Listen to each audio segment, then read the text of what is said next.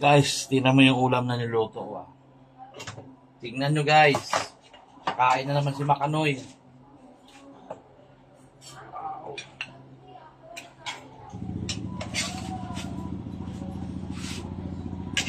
Wow. Makasarap yan. Creamy adobo guys. Creamy adobo. Ano? Yung nagmamantika pa. Tapos sobrang sarap.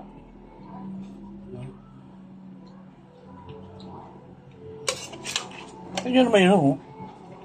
Diba? Sarap. Sarap diba? Ganun mag-adobo. Oh. Diba? Kung nakikita nyo yan. Panalo yan. Oh. Diba? Ha! Panalo yan, guys. Pag ako nag-adobo.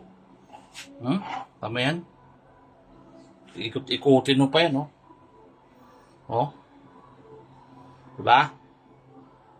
Oh. Uga-uga pa yung taba, oh. Oh. Diba? Pag mahal mo yung niluluto mo, sarapan mo. Diba? Mahal mo pamilya mo, lutuan mo na masarap. Huwag mo lutuan yung puro tropa lang. Pamilya mo, lutuan mo din. Diba?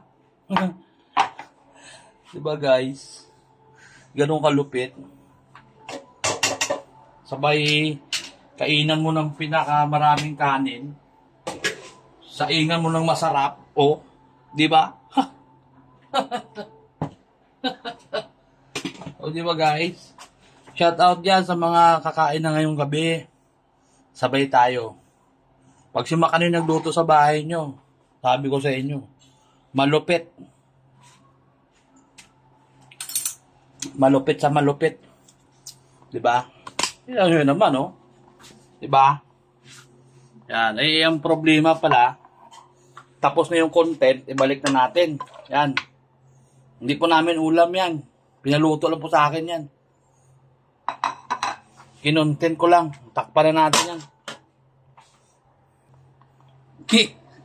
Kinontent ko lang yun. Pero syempre, ulam namin yun. Eh, wala pa kaming gana kumain eh.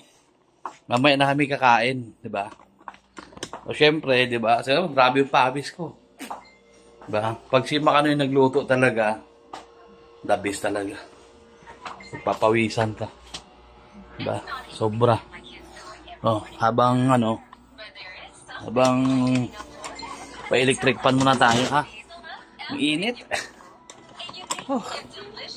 Ang init guys, sobra. Ang init sa kusina. Hindi ko kasi binuksan yung exhaust. Sa lahat ng mga subscriber ni Makanoy dyan, maraming salamat sa pagtitiwala nyo. Sana huwag kayong magsawa manood. Kahit pangit lang yung content ko, sinusuportahan nyo. Thank you guys. I love you.